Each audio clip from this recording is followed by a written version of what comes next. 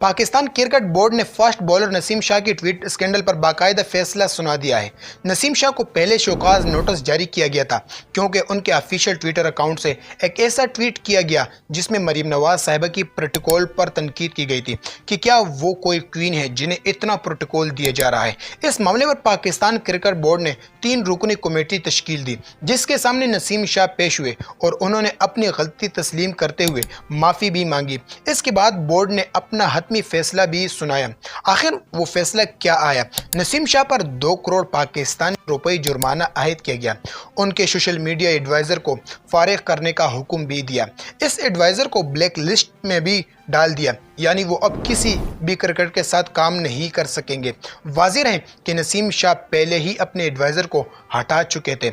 याद रखिए, अब इसके बाद कुछ सवालात उठते हैं और बहुत अहम सवालात हैं। सबसे पहले सवाल तो यही कि वो हैकिंग का दावा भी करते हैं। ट्वीट के चंद घंटों बाद ये कहा गया था कि अकाउंट हैक हो चुका है, लेकिन रिलीज़ में इसका कोई जिक्र नहीं है। अगर वाकई हैकिंग की होती तो यकीनन जुर्माना न लगता। इससे लगता है कि हैकिंग वाली बात दुरुस्त नहीं है। दूसरी बात यह कि एडवाइज़र की जिम्मेदारी क्या है। सोशल मीडिया एडवाइज़र को ब्लैक लिस्ट करना इस बात की तरफ इशारा करता है कि गलती इसकी भी थी या शायद ज़्यादा थी। तीसरी बात यह है कि नसीम शाह की जिम्मेदारी, चूँकि अकाउंट ऑफिशियली नसीम शाह का था और वो सेंट्रल कैंडर खिलाड़ी है, इसलिए मुकम्मल जिम्मेदारी उन्हीं पर डाली गई है। यही वजह है कि सज़ा भी उन्हीं को दी गई है। क्या जुर्माना ज़्यादा है या एक अहम बहस है। बात याद रखिए कि भी लोग सवालात उठा रहे हैं। अगर वाकई गलती सिर्फ एडवाइज़र की 2 करोड़ रुपए जुर्माना की थी तो काफ़ी सख्त लगता है कि याद रखिए पीसीबी के कवानीन के मुताबिक, लेकिन खिलाड़ी अपने अकाउंट के जिम्मेदार होते हैं।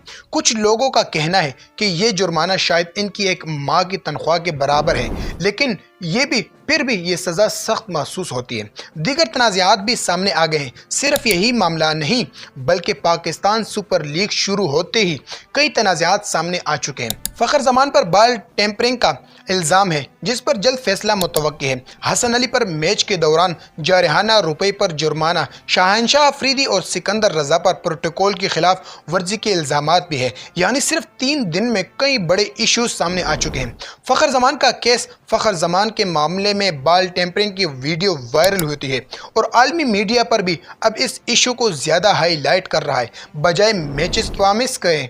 कुछ साबिक खिलाड़ियों जैसे राशिद लतीफ़ का कहना है कि शायद ब्रॉडकास्टर्स ने रेटिंग बढ़ाने के लिए इस क्लिप को ज़्यादा नुमाया किया, लेकिन ये कोई मुस्बत बात नहीं है बल्कि इससे पाकिस्तान क्रिकेट की साख मुतासिर हो रही है।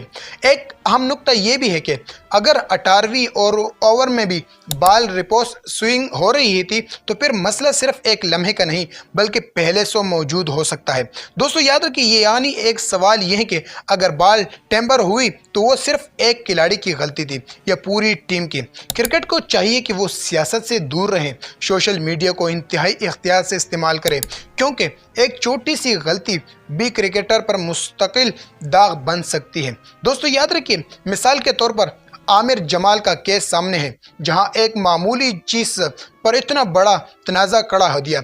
याद रखिए, ये नतीजा इससे यही निकलता है ये तमाम सूरत हाल पाकिस्तान क्रिकेट के लिए अच्छी नहीं है, ख़ास तौर पर ऐसे वक्त में जब शायकीन पाकिस्तान सुपर लीग का इंतज़ार करते हैं। क्रिकेट की बात होनी चाहती थी मगर बदकिस्मती से तनाज़ात ज़्यादा ज़ेर बहस है, चूँकि पाकिस्तान क्रिकेट के साथ के लिए नुकसानदेह है। आप इस पूरे मामले पर क्या राय रखते हैं? क्या नसीम शाह पर जो जुर्माना दुरुस्त था या ज़्यादा? कमेंट में ज़रूर बताएं। चैनल पर नहीं तो काइंडली चैनल को सब्सक्राइब कीजिए। मिलते हैं अगली वीडियो में।